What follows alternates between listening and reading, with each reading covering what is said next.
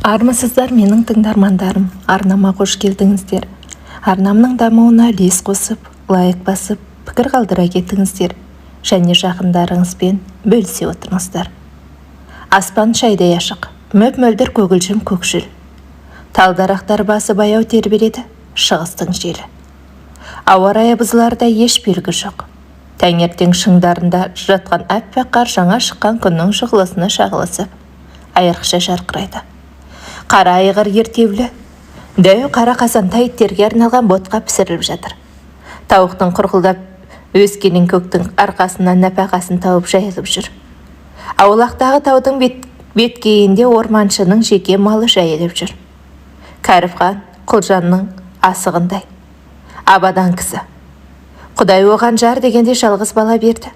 Әдемі келіншегі бар. Сол тұңғыштан кейін тумай қалды. Бұл жерде Құдайды қарғап керек жоқ, бәрі де адамның азғыр тілінен болды. Дәрігер әйел азғырды, өзі де бір бедірейген бедеу.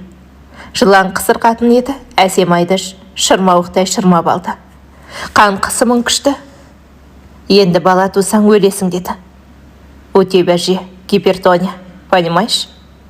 Сөйтіп құрсақтағы 5 айлық қошқардай ұлды алдырып тастады. Қасап дәрігер қасиетті құрсақтың бүт-жытын шығарып кескіледі-ау. Жап-жас келіншектің шырылдап жылағанына да қарамайды ғой жауыз. 40 тілік құрсақ бала көтереме. Кәріпхан айғырға мінерде әсемай тізгінді ұстап, күйеуінің қолтығынан демеп жіберді. Содан соң 7 жасар ержанды көтеріп алып, әкесінің артынан мінгестірді де. Мойнынан қапсыра құшақтап бетінен құшырлана сүйіп алып. Ал, жолың болсын ботам. Сабағыңды жақсылап оқы, деді күйеуінің етегінен ұстап. Шай қант ала келуді ұмытпассың, деп тоқымды алақанымен қаққылап қойды. Содан қабажал қара айғыр жарқабақ жолға түсті.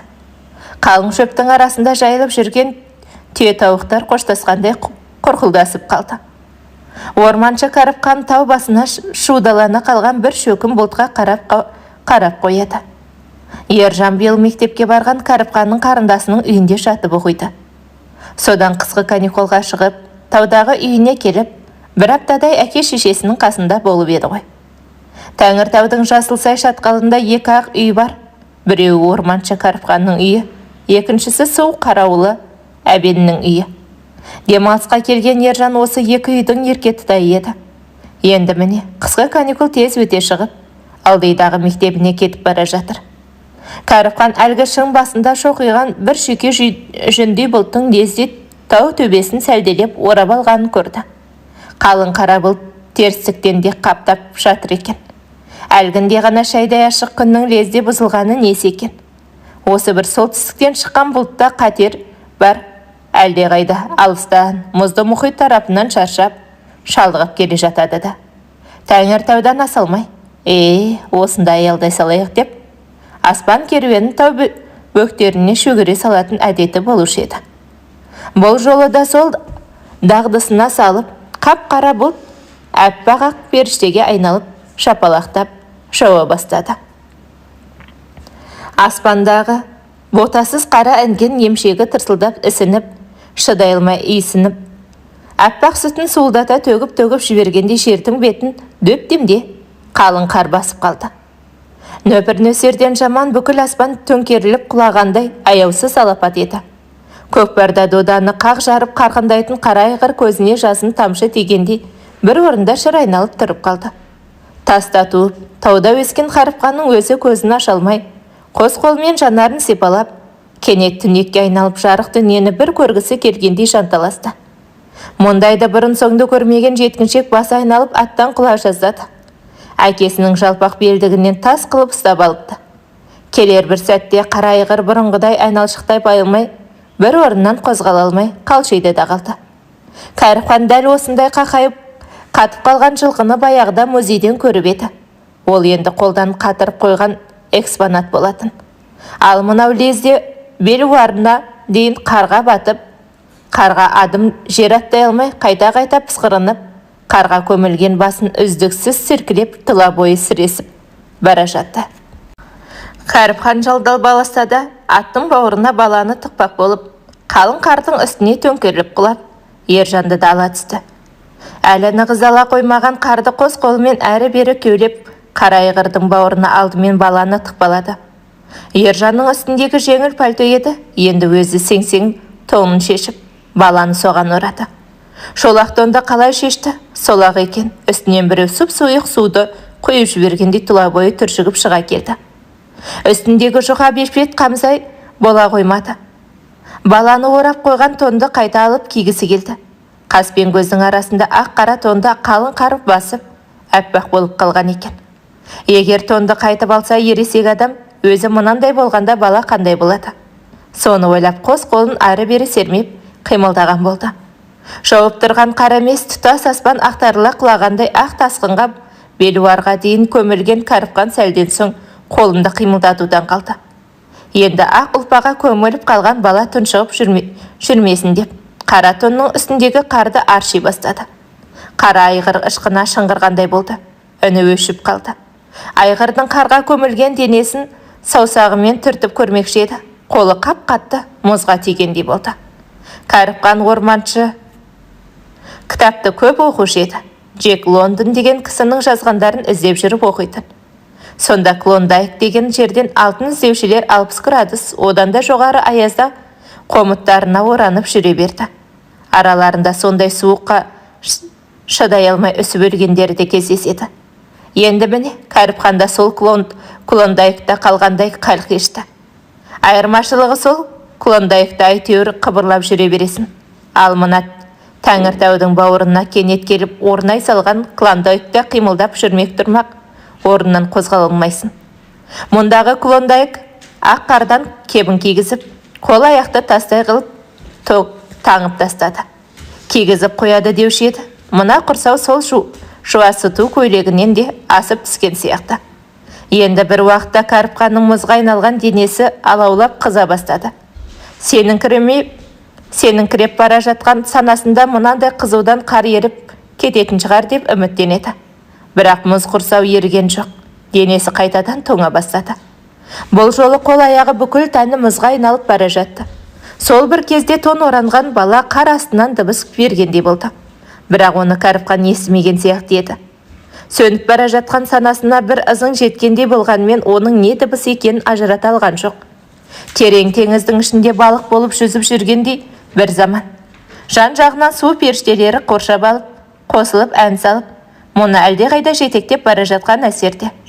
Кәріпхан әлгі қор қыздарының шырын әніне елітіп, соларға ілесе берейін десе, енді бірде құлағына әйелі Әсемайдың дауысы шалынғандай болады. Қайт, қайда кетіп барасың дейді Әсемай. Жалғызыңды қайда тастап барасың? Жалғыз ұлың Ержан қайда қалды? Бұл зарлы дауысты Кәріпхан шала-пұла естігендей болады. Бірақ жауап қатар дәрмені жоқ, сөйлеуді сөзді ұмытып қалған сияқты. Әйелінің Әсемай атын есіне түсіре алмай әрек болды. Жалғыз ұлы бардың шығар-шықпас жаны бар дейді Әсемай. Қайта ғой үйге, мен саған тағы да бір ұл туып берейін. Ержан жалғыз болмасын дейді Әсемай. Әулие әмбиені аралап арыз айтайын, емшілерге тәуіптерге қаралайын. Бір құдайға жалынып жалбарынайын. Ұлы әруақтарға, ұмай анаға, домалақ анаға арнап, Құран оқыттырып, ас бергізейін, деп жылайды Әсемай. Обалың ана қасыр жыландай, асылдаған бес бедеу бас дәрігер қатынға сол сені сорлатқан дегісі келеді Кәріпханның, бірақ үні шықпайды. Аузына сөз түспейді, сөздерін Кәріпхан ұмытып қалған. Енді бір сәтте үсті басының бәріне інжу маржан тағынған су перілерінің қыздары мұны тағы да қаумалап алып, теңіз түбіне шақырады. Інжу маржанның жарқылына көзі қарыққан Кәріпхан әлі де болса Әсемайды ұмыта алмай. Шіркін, мына інжу маржанның тым болмаса бір уысын Әсемайға алып барып берсем, қандай қуанар еді деп қояды Кәріпхан. Кенет қор қыздары дегеннің бәрі бүргідей майда-майда айдаһарға айналып, балақтан кіріп, басына қарай өрмелей бастады. Сонда Кәріпханның бір сөніп, бір жанған санасына, жабылып кетсе құмырсқаларда арыстанның өзін өлтіреді деген бабалар сөзі естілгендей болды. Бір сөніп, бір жанған санасында жалғыз ұлы Ержанды көрді. Не болды екен? деп сипалап білейін деп еді. Қолдары жоқ. Қолдары қимылдамайды. Қолдарынан жан әлдеқашан кеткен екен. Тек бір өшіп, бір жанған санада ғана болар болмас сәуле бар. Ал балақтан кірген бүрге бит сияқты титімдей айдаһарлар басқа шығып, төбені тесіп, мейді сормақшы. Мейді сорып тауысқанда санада бір жолатай сөнбекші. Одан арғысы тек бір құдайға аян. Қара айғыр болса тұла бойы қарға көміліп, тырп ете алмай, тұрған қалпы қарқайып, қатты да қалды. Ал енді тоңға оранған баланың халі нешік, бір Алла біледі. Әке байғыз сол тонды балаға жаппай, өзі киіп отырғанда өлмейтін беді. Кім білген? Бірақ адамнан көрі шыдамырақ жылғы баласын арам қатырған мына тажалдан кім аман қалар дейсің? Тәңіртаудың жасыл сайы ақ қарт топанынан аман қалған жоқ. Әрине, үйде жалғыз қалған Әсемай мынандай сойқан ақ тажалдан зәресі ұшты. Әулие иттер ұлыды, шәй ұлу емес. Адамның сай сүйегін сырқарататын аянышты сілмауыр зар. Алапат апатты алдымен түрлі мақұлықтар. Әсіресе ит пен мысық сезеді деуші еді. Кәріпқан мен ержан қара айғырға мінгесіп, кете салысымен ақ, бөрібасар мен майлаяқ азандата ұлып қоя берген. Әсемай оларға, тәйт, өз басыңа көрінгір, бәле шақырма деп ұрсып тастап еді. Артынша ақ қара аспаннан сауылдатып төгілді де. Әлгі иттер үйшіктеріне кіріп кетіп, үндемей үрмей қалды. Құдай, өзің сақтай көр деп. Әсемайдың жүрегі суылдай бастаған. Әсемай мынандай сұрапылдап, сескеніп, көрші су қарауыл Сүлеймен патшаның үйіне барып отырмақшы еді. Жұрттың бәрі Сәрсенбекті Жасылсай суының қарауылы болғандықтан, су патшасы Сүлеймен атап кеткен. Алдайдағы елдің күн көрісі көбінесе осы Жасылсай суына тәуелді болатын. Таудан тасып ағып жатқан асау өзенге қарауыл не керек? Мән жайды білмеген жұрт осылай ойлап қалуы да мүмкін. Етектегі қалың ел суға зәру, бәрі егіншілікпен айналысуда. Суға бола ағайынды адамдар арасында да араз-құраз, кейде тіпті қырғын төбелесте болып жатады. Әне, сол су қарауылы Сәрсенбектің үйіне бармақшы болып сыртқа шыққан Әсемай лезде өзінен өзі шыр көбірек айналдыда қалды. Аспаннан тонналап жауған топанқар алды артын көрсетпей адастырғанды. Әсемай өзі жаңа ғана жауып шыққан өз есігін үйдің дуалын сипалап жүріп әрең тапты. Ой тоба, мынау сірә ақыр заман шығар деп, Әсемай сыртқы есікті әрең жапты. Әсемаймен ілесе кірген қар табалдырыққа демдеп тастап еді. Үйге кіре салысымен Әсемай байланыс радиосына радиация жармасты. Оның тілін жете білмесе де, Кәріпханнан көргені бар, құлақтарын ары беріп, бұрап көріп еді, радио байланыс қырқыры етті де қойды. Әйтеуір қырылдаса да дыбыс шыққанынан үміттеніп, әйел байғұс әлгінің тілшіктерін кезек-кезек басып жанталасты. Мынандай ақыр заман алапында осы қырылдауықтан басқа қарманатын ештеңе қалмап еді. Күннің қай мезгіл екені де белгісіз, бірақ үйдің іші түнек тартты. Әсемай сипалап жүріп қол фонарды тауып алып, көксәу, болғыр, қырылдаққа тағы да жармасты. Әлде қашан уақыт өткенде барып рация ұзақ ысқырып алып, ар жақтан әлі деген дыбыс шығарды. Әсемайда Алла деп, бұл жасылсай деп, Ажал апанының аузында тұрғандай жан даусы шықты. Ажал апаны адамдарды радиосымен қоса жұтып жібергенде қырқыр деп барып дыбыс мүлде өшті. Бірақ үміт қана бәрінен соң өледі. Әсемайдың рацияға жармасқаны суға кеткеннің тәл қармағындай әйтеуір бір әрекет. Әрең дегенде барып, әлгі қырылдаққа қайда жан кіргенде болды. Әсемай жан сауғалап, алло, күміс бұлақ деп шырылдады. Ар жақтан тоқмейілсіген жуан дауыс тыңдап тұрған күміс бұлақ деді. Ойбай айналайын, мен Жасылсайдағы орманшының әйелі Әсемаймын ғой.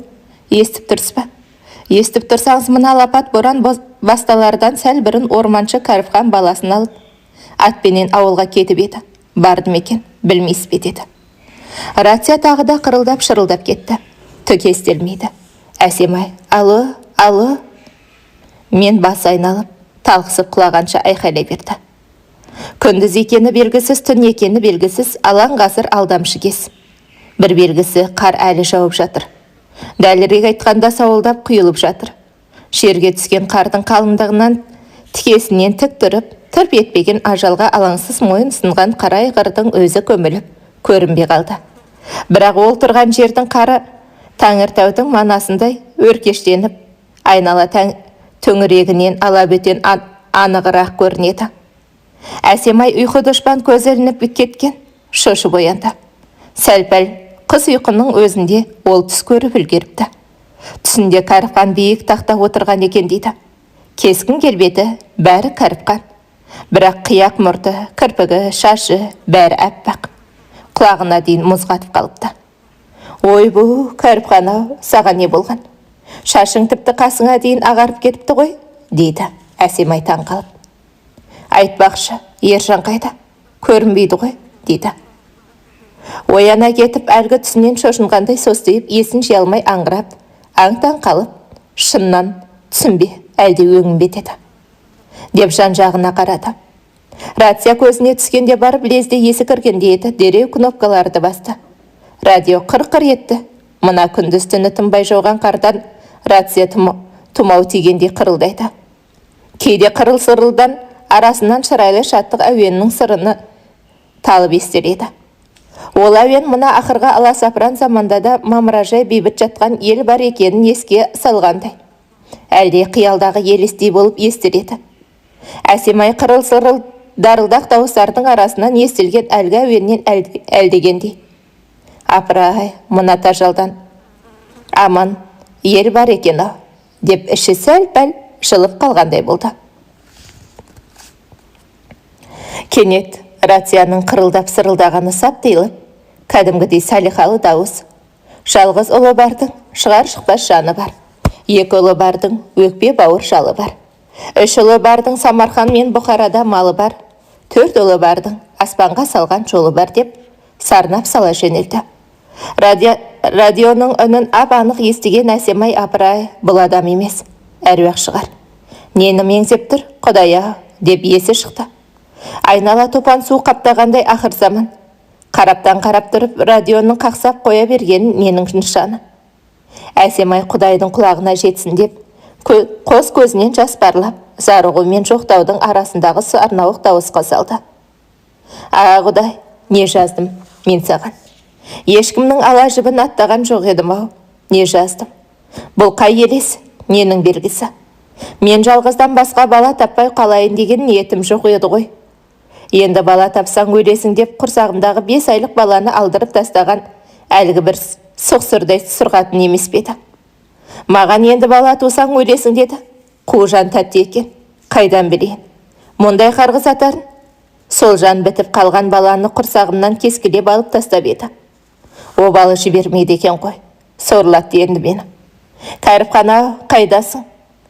Адал жарың едім ғой, не кінәм бар менің? Әлгі жалғыз қайда қалды? Бұған жауап ретінде радио.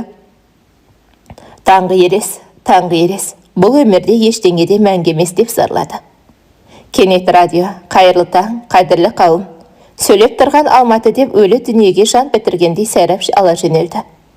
Солтүстік мұзды мұхиттан келген суық ауа мен оңтүстіктегі жылы ауа қауышып, нәтижесінде бұрын соңғы болып көрмеген қалың қар жауды деп хабарлады қою қоңыр дауыс. Мысалы, Күншуақ облысында жауған қардың қалыңдығы 2 метрге жетті. Көлік біткен тоқтап қалды. Тек әскери гарнизондар орналасқан жерлерде ғана бронетехника шамалы жол салған болды.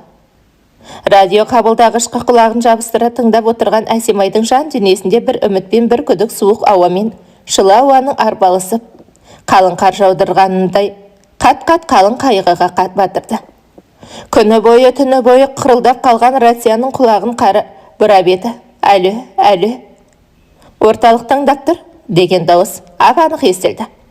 Әсемай оқыстан не айтарын білмей, мен ғой, дей берді. Менің кім? Айтсаң аты жөніңді деді көжілдеген дауыс. Мен ойбай Жасылсай қорығындағы орманшы Кәріпқанның жұбайымын. Кәріпқан баласы екеуі кеше орталыққа кеткен деп, сөзін аяқтай алмай жылап жіберді. Сіздер білеме деп. Барлық жерде байланыс үзілді ғой, шырағым, жылама. Бір хабар боп қалар үмітсіз сайтан деген. Мен рациямен жан жаққа сұрау салайын, ақырын күт айналайын. Үмітсіз сайтан деген жақсы хабар болсын лайым.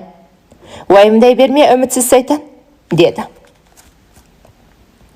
Түгел қар аралас судан ағып жерге түскенде еді. Сөйтсе өз орында екен, жарықтық. Бейкүнә періштенің көзінде жәудіреп, көк көмбек болып тұр. Есесіне жердің беті әппақ. Әппақ әлемге ноқаттайда мен қалмағандай. Жердің өзін тау-тасымен, орман тоғайымен, өзенмен, көлімен, тас-тақыр шөлімен қоса ақ қар көміп қалыпты. Сондықтан да Алла тағала жасаған ием, жаратқан құдірет, жер әлеміне енді толғатып жатқандай әсер қалдырады. Сөйтсе, ол алғашқы көрініс екен. Кенет өлі тыныштықты дүрсілгіндіріп, дірілдетіп, гүрілдетіп, аулақтан тікұшақтың сұлбасы көрінді. Тау бөктеріне сұғына кіруден сескеніп, төскейді бойлап ары-бері ойқастай берді. Бұл дыбысты тырп ете алмай қатып қалған қара айғырдың бауырында тоңға оранып жатқан ержан бала анық естіді. Шынтақтармен нығыздалған қарды тіртініктеп, әкесінің қара тонының арқасында үсіктен аман қалған бетін бірдеңе қорып, қарып түскендей болды. Сипалап қара беті өзенгі темір сияқты көрінді. Өзенге екенін саусақтары сезбей, алақаны ғана байқағандай болды. Балаға ақылы ес емес, түйсік басшы болып, шынтақтарымен қарды кеулеп, өзенгеден айырылмай, ер тоқымға жармасты. Тырмысып, жатып, ер тоқымға ілігіп, ілгері қарай тағы да бір-екі ұмтылғанда, басығардан қылтия шыға бергенде аспан әлемі жарқ ете қалды.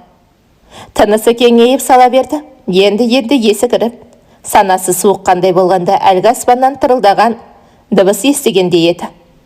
Көптен бері тау бөктерінен бір қарайған белгіздеп, аспанды шиырлап жүрген тікұшақ аппақ теңіздің жалғыз ноқат қарайып көрінгенін байқап қалып, сол нүктеге қарай беттеді. Тіршілік деген шіркін жанталас, бала байғұс аспанға қарай қолын ербеңдетті. Оқыстан айқай салып еді, өз даусын өзі естімеді. Ана құрсағынан жаңа шыққан нәрестеде жарық дүниеге айқайлап келеді. Бірақ оны өзі түсініп, сезіп жатпайды ғой. Мұнауда сондай, бірақ тікұшақтағылар тіс қаққан қақсалдар мен емес пе? Баланың төбесінен төніп тұрып, есігінен салбыратып, арқан саты тастады. Қонар еді, қона алмады. Өйткені қалың қарға батып қалады. Арқан сатыға баланың саусағы тигенімен бүгілуге илікпеді. Саусақтардан жан кетіп қалған екен. Тірі жанға өлмеуді өмір өзі үйрететін шығар. Бала енді арқан сатыға екі шынтағымен асылды да, лезде бір шынтағымен шығара салып, тікұшақтағыларға төменде өзі тұрған ер тоқымды нұсқады. Ол енді мына қардың астында әкем қалып бара жатыр, оны да ала кетіңдер деген шарасы еді. Бірақ тікұшақтағылар саңырауыма әлде ымды түсінбей ме? Әйтеуір құлақ тұндырған күріл сарылдың арасынан ұста деген бұйрықтарын ұққандай болды да, екінші шынтағында арқан сатыға артас берді. Тікұшақ ішіндегілер оны қақшып алып, арқан сатыны жинап, есікті тар шауып алып, аспанға көтеріле берді. Арқада Мәди деген ардагер азамат өткен екен. Сарыағаштың курортында сол Мәди туралы Кәріпханға Нұрхан деген қарт кісі әңгіме айтып еді. Нұрхан қарт өзі де сол Мәди туған арқадан келген бұл курортқа. Қасында ұдайы қолынан жетектеп жүретін 4-5 жастағы немересі Дәурен бар. Әңгіме Мәдидің жалғыздық туралы өлеңінен өрбіп кетіп еді. Санаторийдің таңғы шайын ішіп болғаннан кейін Нұрхан қарт Дәуренді жетектеп, Бұйра таудың көлеңкесіндегі скамейкаға барып отырады. Өзімен дастархандас болған Кәріпханды қасына шақырып алады. Көп жасаған, көпті көрген қарттың әр алуан әңгіменің сандығын ашып жіберіп, сампылдап сөйлеп, небір хикаяларға көшеді. Мынау менің үзілмеген үмітім дейді, немересін басынан сипап отырып. Біздің әулеттің жалғыз жалғасы. Ал бұл болмаса біздің күніміз не болады? Не болады? Әулеттің нәзік жібі үзіледі ғой, сондықтан мына менің кәрі жаным осының қас қабағында. Мына мен, дейді Нұрхан қарт. Бір әке, бір шешеден туған алтаудан қалған жалғызбын. Төртеуін 32 жылғы ашарлықта жалмады. Біреуін кермен соғыс өлтірді. Алтаудан қалған жалғыз менен жалғыз ұл 3 қыз өрбіді. Сөйткен жалғыз ұлғыдан міне, мына Дәурен батыр деп алып Нұрхан қарттың жалғыз немересін бауырына басып, қысып-қысып сүйіп алады. Қош деңіз. Сөйтіп немереден бұл жалғыз келіні түскір бұдан кейін бала көтермей қойды. Дәурентайға інішек керек, Дәурентайға қарындас керек деп аңылдап, осы Дәуренді алдыма алып отырып, өлең айтқан боламын. Есі болса келінім емеурінінен түсінер деген талбасам ғой. Кеңсе қызметкері, кесірлі. Ой арманыңды емеуріннің түсінетін келін қайда? Баланы өзім бағып қағамын. Құйрығына дейін өзім сүртіп, өзім шомылдырамын. Келінім ата деген болады. Жолама деймін, өзім ақ деймін. Сөйтіп жүргенде осы балам қатты ауырсын. Құдай, мұны да көрдің бе деп зарладым. Апармаған көрсетпеген дәрігер, бақсы балгер қалмады. Сөйтіп жүргенде алыс ағайын Сәрсеке дегеннің Мешел шешесі қамқа жарықтық. Қайным-ау, неғып жүдеп кеткенсің?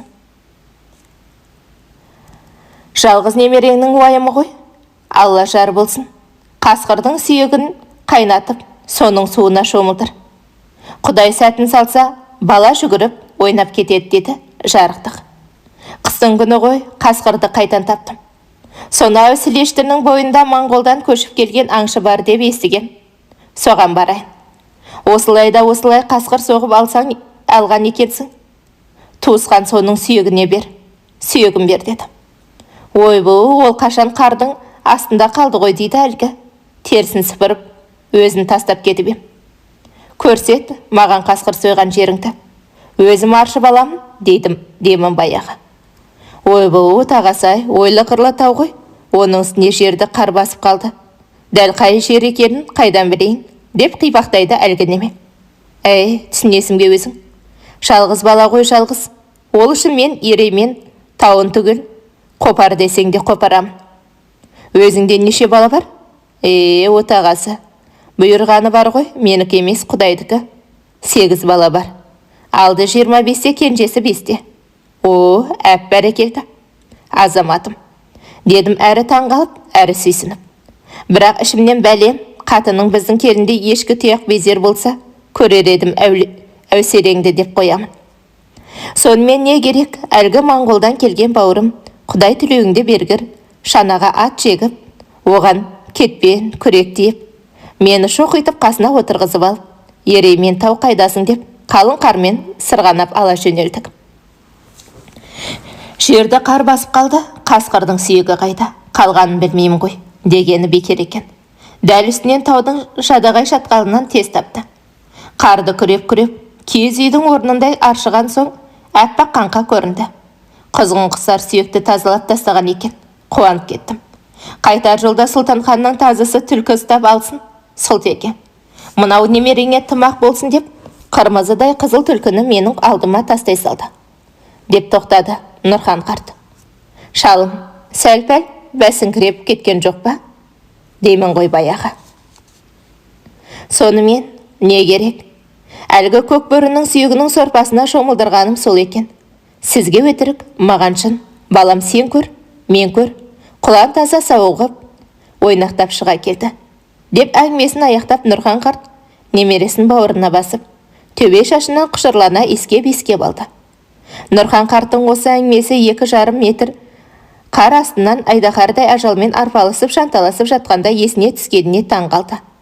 Менің жалғызым не болды екен? Деген сұрақ көкейінде кетті. Санасы әбден сөніп бара жатқанда да осы сұрақ көмескіленіп көкейінен шықпады. Тікұшақ қайта айналып келіп, адамдар арқан сатымен мұз болып қатып қалған аттың үстімен қарды кеулеп, Кәріпханның серейген бүрінедей денесін арқан сатымен тікұшаққа тиеп жатқанда, тікұшақтың командирі Нұраханның есіне бұдан 500 жыл бұрын Әш Әлмек ханның тұсында өмір сүрген қара өзген шипағыр өтей бойдақ бабамыздың таудың мәңгі мұзағында ер тоқымымен бірге қатып қалған тұлпар туралы жазғаны есіне түсті. Егер мына қар 2 күннен кейін жым-жылыс еріп кетпей, 1000 жыл жатса, 1000 жылдан кейін мына Кәріпханды қайтадан тірілтіп алуға болар еді дау, деп ойлады. Әңгіменің соңына дейін тыңдағандарыңыз үшін алғысым шексіз. Әңгіме аса лайк басып пікір қалдыра кетіңіздер. Және жақындарыңызбен бөлісе отырыңыздар.